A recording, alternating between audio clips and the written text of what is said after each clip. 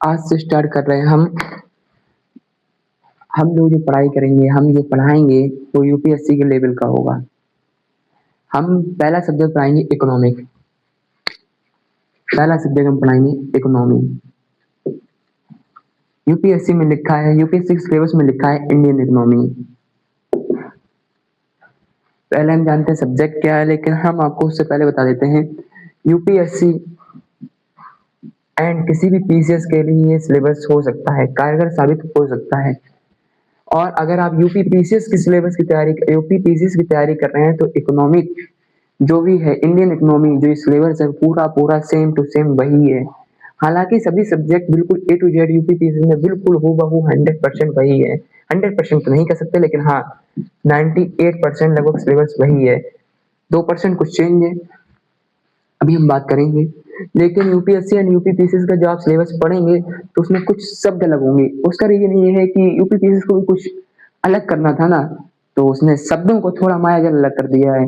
आगे चल के समझते चलेंगे। क्योंकि मेरे पास इतना अच्छा इंफ्रा नहीं है, ना तो मेरे पास स्मार्ट बोर्ड है, इस वजह से मैं आपको ये सिलेबस नहीं दिखा पा रहा हूँ। ना ही मैं आपको पिछले विगत 10 वर्षों से जब से यूपीएससी का ट्रेंड चेंज हुआ है, यानी 2000 यूपीएससी ने लगभग 2010 से ट्रेंड अपना चेंज किया है। लगभग 2013 में आते आते उसने मेंस तक का पूरा एकदम ट्रेंड चेंज कर दिया है। अगर मेरे पास अच्छा और इंफ्रा होता तो मैं आपको दिखा सकता था कि कौन से वर्ष में कौन कौन से क्वेश्चन आए, सिलेबस क्या है, रिलेट करके पढ़ा सकता था। लेकिन I am sorry, it is not possible. मैं आपको बता दूं, अगर इसकी आपको तैयारी करनी है यूपीएससी की या किसी भी पीसीएस की, तो इसमें आपको दो ही चीजें सबसे पहले आपको हमेशा के लिए याद होनी चाहिए। पहला तो है सिलेबस, दूसरा है आपका प्रीवियस ईयर क्वेश्चन पीवाईक्यूज। इन दोनों को आपको मतलब इन्हीं दोनों के सहारे चलना है। पढ़ना उतना ही है जितना सिलेबस में लिखा है। आपको पढ़ना क्या है ये पता के साथ साथ यही पता होना चाहिए आपको छोड़ना क्या क्या है, क्या क्या नहीं पढ़ना है। अक्सर हम लोग तैयारी करते हुए हमने उन बचपन से पढ़ा है, क्लास 10 तक 12 तक हमने यही पढ़ा। हम लोग पढ़ते हैं फैक्ट, हम लोगों ने फैक्ट पढ़े हैं। हम लोग कभी भी पढ़ते हैं तो रटते हैं एकदम। भारत की जीडीपी कितनी है, अप्रोक्सीमेट 7.5% जीडीपी रट रहे हैं। रटना नहीं है, हो सकता है ये ना भी हो। मैंने आपको सिर्फ एक अनुमान बताया है, ऐसा नहीं है। हमें जीडीपी का मतलब जानना है, जीडीपी होता क्या है, व्हाट इज जीडीपी, ये 3 शब्द है। ये होता क्या है, इससे क्या होता है, ये जानना है, ना कि फैक्ट रखना है। यूपी पीसीएस का एक जीएस पेपर, सॉरी पहले हम आते हैं यूपीएससी का जो जीएस का पेपर है, जीएस पेपर 3 में आपको जीएस का पेपर 3 में आपको हमें ये पढ़ना है, मतलब ये आएगा इकोनॉमी। इसीलिए हम जीएस पेपर 3 की तैयारी करते हुए उसमें मेजर 3 सब्जेक्ट है जिसमें एक ये भी है। मेजर मैंने बताया।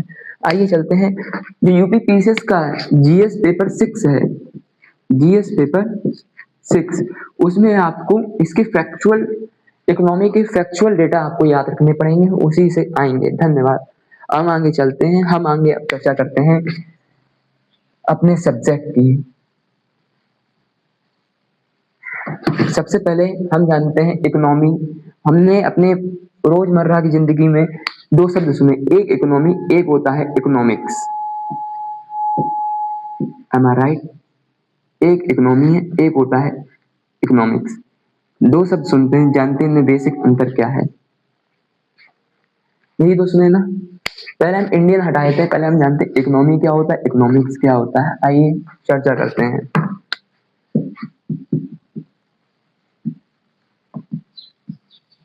याद रखना, अगर आप हिंदी मीडियम से तैयारी कर रहे हैं तो आपको इंग्लिश के कुछ टेक्निकल वर्ड आने चाहिए, क्योंकि हिंदी में जो पेपर होता है अपेक्षाकृत कठिन माना जाता है। उसकी जो भाषा है ट्रांसलेटर बहुत ही कठिन है, इसलिए हमें कुछ इंग्लिश के भी शब्द करने हैं।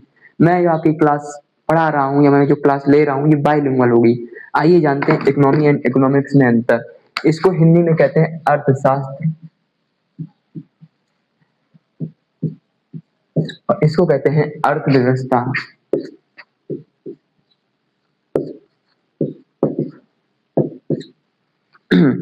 आइए और अर्थ जाने। यहाँ पे अर्थ का मतलब है मनी, यानी कि पैसा, और शास्त्र का मतलब है प्रिंसिपल।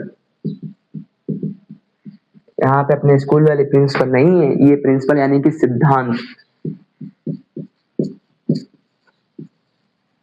इसका अर्थ हुआ यानी कि पैसों का सिद्धांत। अभी बात समझ में नहीं आई, धन का सिद्धांत, सॉरी, पैसे से अच्छा है यहाँ पे धन। यानी कि किसी देश की जीडीपी कैसे बढ़ेगी, इन्फ्लेशन कैसे होती है, महंगाई कैसे होती है, जीडीपी कैसे बढ़ेगी, मतलब जो भी चीज जहाँ पे सिद्धांत, जहाँ पे आपको सिद्धांत की बात की जाएगी वो आपका कौन सा, इकोनॉमिक्स। आपसे इकोनॉमी क्या होता है, अगर कोई देश कोई जगह है तो वहां पे रिसोर्स तो होंगे ही ना, ठीक है, रिसोर्स है, किसी देश में सिटीजन भी होंगे, है ना। रिसोर्स का ऐसा आवंटन, क्या चीज, आवंटन,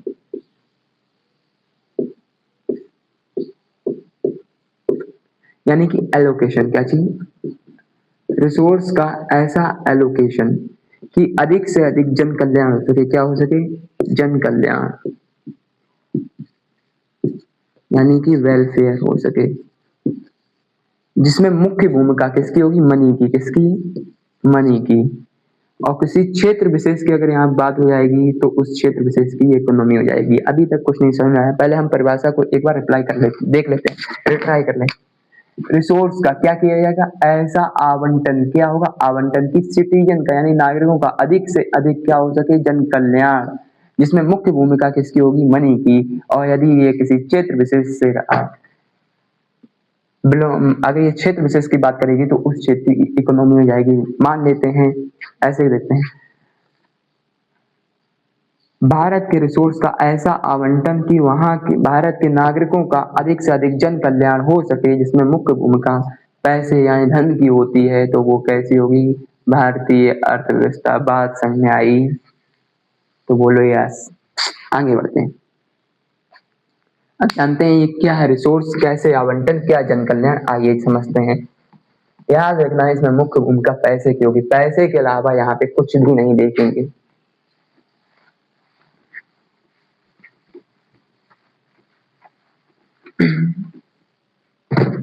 समझते हैं, मान लीजिए एक बहुत बड़ा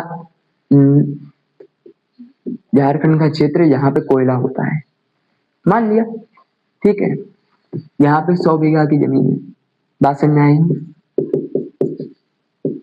सरकार को यहाँ से कोयला निकालना था, कोयले से मतलब लाइट बनाई थी, क्योंकि सरकार ने क्या किया, सरकार के पास थोड़ा संसाधनों का अभाव होने के कारण, यहाँ संसाधन में धन को बोल रहा हूँ, संसाधनों का अभाव होने के कारण इसको क्या किया, एक किसी कंपनी को भेज दिया जिसका नाम था एनपीसीआई। इस कंपनी ने इस जगह को खरीद लिया, यहाँ पे खनन, जब खरीदा है तो कुछ ना कुछ मनी लगा होगा, है मैं, एम आई राइट, कुछ ना कुछ धन लगा होगा, इस जमीन को खरीद लिया एनपीसीआई ने, ठीक है, बात समझ में आई।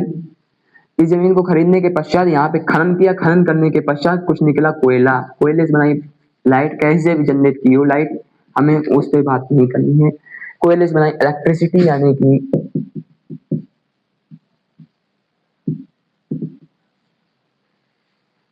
इलेक्ट्रिसिटी यानी कि बिजली बनाई, बिजली क्या किया, किसी भी लाइन के माध्यम से उन्होंने यहाँ पे नागरिक, यहाँ पे कुछ नागरिक रहते थे झारखंड के, उन्हें बेच दिया, एनपीसीआई ने लाइट को सेल कर दिया। याद करो, अगर इसे बेचा है तो इसकी किसकी भूमिका हुई, मनी की हुई, एम आई राइट।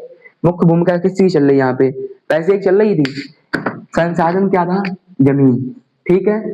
आवंटन क्या, ये आवंटन ही तो किया गया है इतना सारा, क्या किया गया, आवंटन, एलोकेशन, नागरिक का जन कल्याण हो सके। अच्छा, जब लाइट आ रही है तो अनेकों काम चल रहे हैं, हमारी फ्री चल रही है, एसी चल रही है, एक्सेट्रा एक्सेट्रा, बहुत सी चीजें चलती हैं, बाकी तो आप समझदार हैं, है ना। कुछ लोग माहौल ही बना लेते हैं लाइट से, है ना। क्या हुआ, यहाँ माहौल मतलब डीजे वाला है, कोई गलत मत समझो, यूपीएससी की तैयारी कर रहे हो।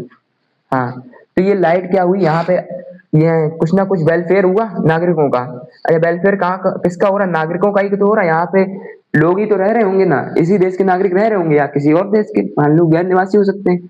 बात समझ में आई, वेलफेयर हुआ किसका, नागरिकों का, मुख्य भूमिका किसकी है, धन की, क्या हुआ, एलोकेशन हुआ, इतना सब क्या हो रहा है, ये एलोकेशन। और किस चीज का एलोकेशन हो रहा है, देखो ध्यान से, किसी रिसोर्स का। अब बात समझ में आई, कंफर्म हुआ? अगर अभी भी नहीं समझ में तो देखो दूसरा एग्जांपल लेते हैं। 10 बीघा जमीन ज्यादा है आपकी, छोटी सी।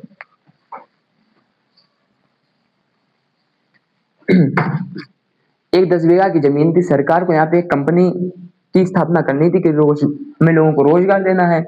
उन्होंने ऐसा क्या किया, सरकार ने ये जगह बेच दी एक कंपनी को जिसका नाम था क्रिस, ठीक है, क्रिस प्राइवेट लिमिटेड, ठीक है। जब कंपनी है तो फिर सही से बन जाए, am I right? Chris private limited को इन्होंने 10 बीघा की जमीन बेच दी। इतना समझ में आया? ठीक है। अब क्या करते हैं, इस जमीन को हमने यहाँ पे एक कंपनी की स्थापना की जिसमें मैंने बनाया चिप्स, ठीक है। चिप्स बनाए, चिप्स बनाने के लिए कुछ ना कुछ रोजगार लगा, टेक्नोलॉजी लगी हुई, वो तो बाद में बात करते हैं। मैंने ये चिप्स को, एक गांव था बहुत बड़ा, गांव का नाम लिख लिया ABC, ठीक है, यहाँ पे बेच दिया, सेल कर दिया। अच्छा, किसी ना किसी को चिप्स मिले हैं, उनको खाने में आसानी हुई, यानी वेलफेयर हुआ, हाँ है ना? ऐसे ही वेलफेयर होता है, सब मत समझ लेना। कंफर्म ये बात? क्या हुआ, रिसोर्स का क्या किया गया, ये आवंटन ही तो है इतना सारा, रिसोर्स का ऐसा आवंटन किया गया जिसमें कि नागरिकों का अधिक से अधिक क्या हो सके, जन कल्याण, जिसमें मुख्य भूमिका किसकी थी, पैसे की, क्योंकि मैंने जमीन सरकार से खरीदी है, कुछ ना कुछ रुपए दिया होगा और मैंने यहाँ से कमाए हैं, मतलब बेचा है तो मुझे रुपए मिला होगा, तो मुख्य भूमिका किसकी होगी, मनी की। बिना मनी के हम अर्थव्यवस्था में बात नहीं करेंगे। इतनी बात समझ में आई? अर्थव्यवस्था तथा अर्थशास्त्र में अंतर समझ में आया? अर्थव्यवस्था किसी क्षेत्र विशेष को दर्शाती है, जबकि अर्थशास्त्र पैसों के सिद्धांत को दर्शाता है। हम दोनों पढ़ेंगे, कहीं ना कहीं कुछ ना कुछ अर्थशास्त्र का भी होगा, लेकिन ज्यादा हमें पढ़नी है अर्थव्यवस्था। कहाँ की, दिमाग लगा लो।